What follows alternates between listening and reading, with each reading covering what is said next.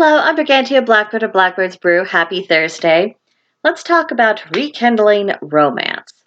I have been observing that for a lot of people, they seem to have this deep internal hunger for something real, to experience something real that isn't a lie, something genuine, something that isn't staged, managed, or too polished, just something that is unabashedly real.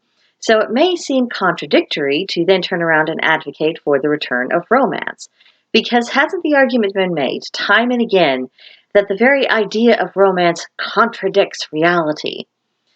And there are certainly people who do present that argument, but I do think there's a weakness in that argument. While it isn't possible or desirable to exist within a romantic state on a constant, never ending basis, it doesn't follow that romantic moments can't be genuine. It doesn't follow that they don't have value and that they don't enrich our lives. It's a matter of understanding the role that they play. So let's look at rekindling romance within our own hearts. Now, Casanova himself couldn't manage a romantic interlude if someone's heart was absolutely closed off to the idea. So we can't re-welcome romance into our lives if we've built a fortress around our hearts. And as with literal defenses, we don't build emotional defenses without reason. We've all had disappointments in love, we've all been hurt, and sometimes we trick ourselves into believing that the solution is to prevent all future romantic attachments. And so we build walls and we think, I'm safe now. But are we?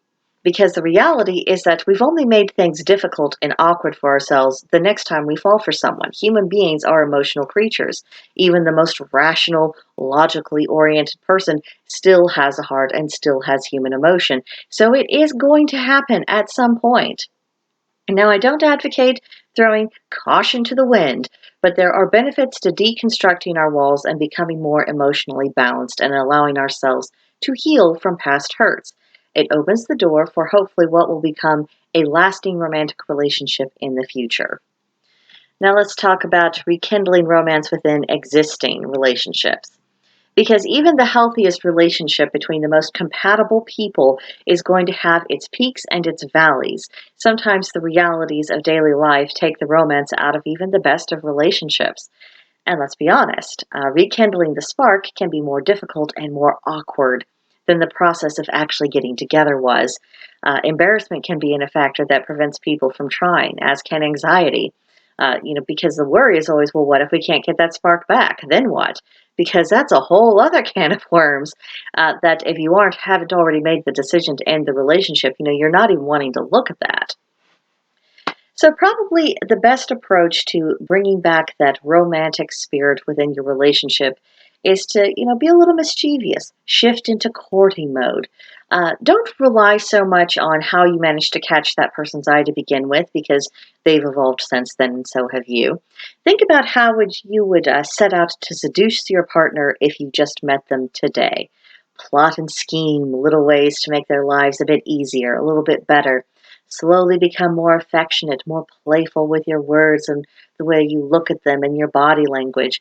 And then this will help gradually nudge your partner out of the everyday, we just need to get done these tasks and blah, blah, blah, to get them out of that headspace and into a more romantic frame of mind. And then from there, you can mutually cultivate a little bit of that spark and get that back.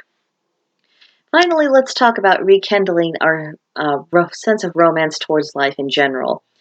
Things have been kind of bleak for a while now, and I think a change of pace is needed.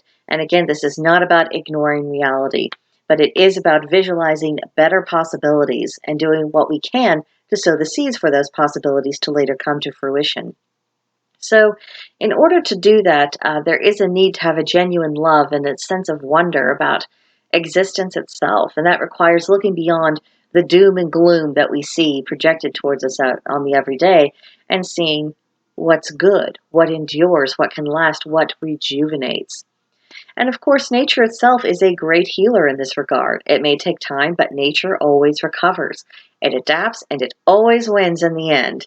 And there's something wonderfully comforting about that, and contemplating the eternal aspects of nature that just go on in this endless cycle of renewal. It can help take us out of the anxieties of the moment and remind ourselves that what's happening now is just a moment. It does not represent the totality of human experience. And it can just kind of get us to thinking about how all things come and go in cycles. The bad will pass, the good will return, and this is pictured with the passing of every single season as nature goes through its natural process, as we ourselves are going through natural processes in our own lives and with regards to the cycles that societies go through. So, wherever your life can stand to have a little bit more of the romantic spirit, I hope you'll consider opening yourself up to it because romance is about hope, possibilities, and connection.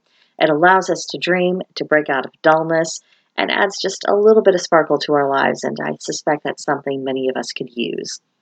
So, if you would like to carry on with this conversation, please come see me on Discord at Blackbird's Brew. There is a link to join in the description box below. And as always, please subscribe to the channel, leave a comment, like the video, and I will see you in the next one. Bye.